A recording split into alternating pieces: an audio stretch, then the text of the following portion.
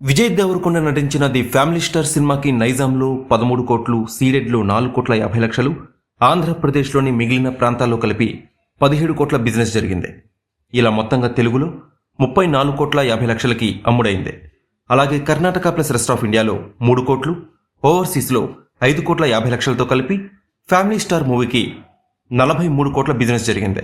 The family star సినిమాకి Ramzan holiday ఉండడంతో response భారీగా వస్తుందని అందరూ అనుకున్నారు.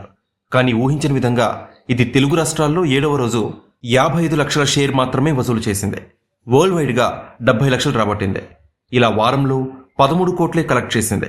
అంటే ఫ్యామిలీ స్టార్ మూవీ ఇంకా 30 కోట్లు కలెక్ట్ చేస్తేనే బ్రేక్ ఈవెన్ సాధించినట్టు. ప్రస్తుత రన్ బట్టి చూస్తుంటే ఫ్యామిలీ స్టార్ మూవీ బాక్సాఫీస్ వద్ద భారీ పరాజయం దిశగా అడుగులు వేస్తోంది. మరి టిల్లు స్క్వేర్ మూవీ 14 రోజుల్లో ఎంత రాబట్టిందో ఇప్పుడు తెలుసుకుందాం. సిద్ధు జొన్నలగడ్డ నటించిన టిల్లు స్క్వేర్ మూవీకి నైజాంలో 8 కోట్లు, సీడెడ్లో 3 కోట్లు, ఆంధ్రప్రదేశ్లోని మిగిలిన ప్రాంతాల్లో కలిపి 11 కోట్ల బిజినెస్ జరిగింది. ఇలా మొత్తంగా తెలుగులో 22 కోట్లకు అమ్ముడుపోయింది. అలాగే కర్ణాటక ప్లస్ రెస్ట్ ఆఫ్ ఇండియాలో 2 కోట్లు, ఓవర్సీస్లో 3 కోట్లతో కలిపి దీనికి 27 కోట్ల బిజినెస్ జరిగింది. ఇక టిల్లు స్క్వేర్ మూవీకి 14వ రోజు రంజాన్ హాలిడే ఉండడంతో రెస్పాన్స్ మరింతగా పెరిగిపోయింది. ఫలితంగా తెలుగు రాష్ట్రాల్లో ఈ చిత్రం 1,20,00,000 వసూలు చేసింది. వరల్డ్ వైడ్గా 1,60,00,000 రాబట్టింది.